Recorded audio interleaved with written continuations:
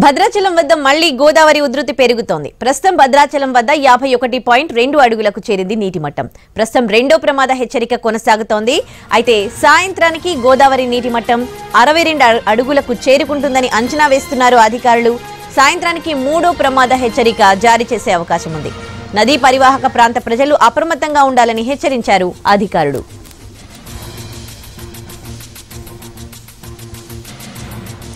భద్రాచలం వద్ద గోదావరి 53 అడుగులు వస్తే మూడవ ప్రమాద హెచ్చరిక జారీ చేస్తారు. 2 రోజుల్లో 2 సార్లు మూడో ప్రమాద హెచ్చరికకు వస్తోంది గోదావరి. 1986లో అత్యధికంగా 75.6 అడుగులకు చేరింది. 2006లో 66.9 అడుగులు, 2014లో 56.1 అడుగుల నీటి మట్టంతో ఉధృతంగా ప్రవహించింది గోదావరి. ఇక 2020లో 61 అడుగులకు చేరింది. ఇప్పుడు అత్యధికంగా 62 అడుగులకు చేరే అవకాశం ఉందని అంచనా వేస్తున్నారు అధికారులు.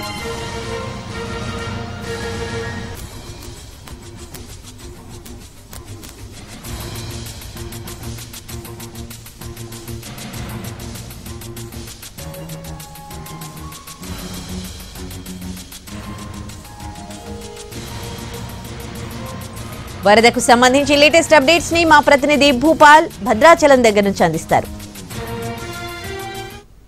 భద్రాచలం వద్ద గోదావరి ఉగ్రరూపం దాల్చుతుంది. జూలై మొదటి వారంలో గోదావరి పెద్ద స్థాయిలో వస్తున్న పరిస్థితి ఉంది. ప్రధానంగా ఇప్పటికే అనేక ప్రమాద హెచ్చరికలు దాటి ప్రవహిస్తున్న పరిస్థితి ఉంది.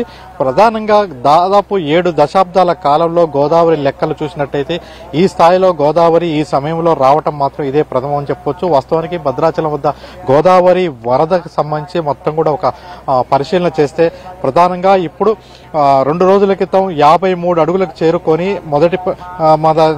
రెండవ ప్రమాద హెచ్చరిక, మూడవ ప్రమాద హెచ్చరిక అంటే 3 ప్రమాద హెచ్చరికలు దాటి కూడా 53 అడుగులు దాటి ప్రవహించింది. అయితే ఒక్క రోజులో అది తగ్గిన తర్వాత మళ్ళీ ఈ రోజు గోదావరి అత్యంత ప్రమాదకర స్థాయిలో ప్రవహిస్తున్న పరిస్థితి ఏర్పడింది. ప్రధానంగా ఇప్పుడు 52 అడుగులకు చేరుకున్న గోదావరి ఈ మధ్యాహ్నానికి 53 అడుగులు దాటితే మరోసారి మూడవ ప్రమాద హెచ్చరిక జారీ చేస్తారు.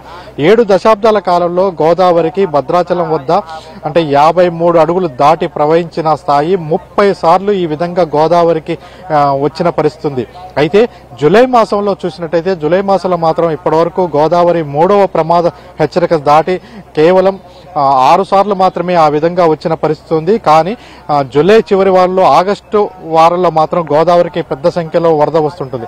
మనం చూస్తున్నాం ఈ మొత్తం కూడా ఈ పరివాహక ప్రాంతం అంతా కూడా వేసవి కాలంలో మొత్తం కూడా ఇసుక తిన్నెలు చేరి కేవలం 2 అడుగులు మాత్రమే నీళ్లు ఉండటం జరుగుతుంది. మొత్తం కూడా ఇటు నుంచి అటువైపు అంటే ఈ పరివాహక ప్రాంతంలో దాటవచ్చు అనే విధంగా ఉండేది. అటువంటిది గత 5 రోజుల క్రితం ఇక్కడ 20 అడుగులు మాత్రమే గోదావరి ఉండగా ఒక్క రోజులోనే 30 అడుగులకు పెరిగిన పరిస్థితి మనకు తెలిసింది. ఆ విధంగా అంటే గోదావరి పరివాహక ప్రాంతం మొత్తం కూడా పైనుంచి ఎగువ నుంచి పెద్ద స్థాయిలో వరదలు వస్తుంది. ప్రస్తుతం ఈ రోజు సిడబ్ల్యూసీ అంచనా ప్రకారం దాదాపుగా 60 అడుగుల వరకు గోదావరి వచ్చే అవకాశం ఉందని చెప్తున్నారు. అదే 60 అడుగుల వరకు గోదావరి వస్తే ఈ ప్రాంతంలో కొంత ఇబ్బందికరమైన పరిస్థితి ఏర్పడుతుంది.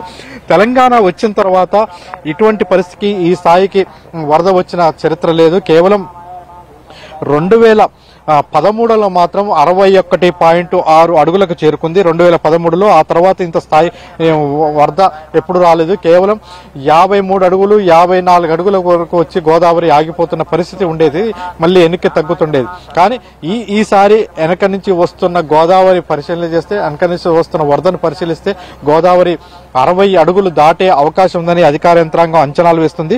ఆ నేపథ్యంలో దానికి సంబంధించిన ఏర్పాట్లు చేస్తున్నారు. డ్రైనేజ్ సౌకర్యం లేకపోవడం వల్ల ఆ డ్రైనేజ్ వాటర్ మొత్తం కూడా అంటే స్వామివారి అన్నదాన సత్రం సమీపంలో ఉన్న సంపులోకి వస్తుంటది. ఆ సంపులో నుంచి మొత్తం కూడా మళ్ళీ ఇటు పంపింగ్ చేస్తుంటారు. అయితే ఆ సంపులోంచి డైరెక్ట్ గోదావరిలోకి డ్రైనేజ్ వాటర్ వెళ్ళాలి. కానీ అయితే ఆ గోదావరి పెద్ద స్థాయిలో వచ్చినప్పుడు ఆ విధంగా వెళ్ళటానికి అవకాశం లేని పరిస్థితి ఏర్పడుతుంది. అందువల్ల లీకేజీలు వచ్చి మళ్ళీ కూడా గోదావరిలోకి వస్తున్న పరిస్థితి. పైన ఎగువన కురుస్తున్న వర్షాల వల్ల మేడిగడ్డ రిజర్వాయర్, తుపాకులగూడెం బ్యారేజీ నుంచి భారీ ఎత్తున వరద దాదాపుగా 12 లక్షల క్యూసెక్ల నీరు దిగువక భద్రాచలం వైపు వస్తుంది. అయితే ఇది ఇంతవరకే అయితే కొంత కిందికి వెళ్లిపోయే పరిస్థితి. కానీ కింద పోలవరం ప్రాజెక్టు ఎగదన్నుతుండటంతో నీరు స్పీడ్ గా కిందికి పోలవరం వైపు అంటే సముద్రం వైపు వెళ్లట్లేదు. ఆ వెళ్ళకపోవడం వల్ల కొంత గోదావరి ఈ సమయంలో వస్తుంది. మరోవైపున ఈ ప్రాంత ప్రజల్లో ఒక రకమైన ఆందోళన నెలకొంది.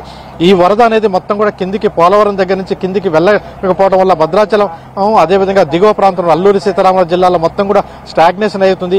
ఈ ప్రాంత ప్రజలు మాత్రం ఇప్పుడు ఈ పోలవరం ప్రాజెక్టు వల్ల కొంత ఆందోళనకు గురవుతున్న పరిస్థితి ఉంది. అయితే ఈ గోదావరి వరద పూర్తిగా తగ్గిపోవడానికి మరో 2-3 రోజులు పట్టే అవకాశం ఉందని సిడబ్ల్యూసీ అధికారులు చెప్తున్నారు.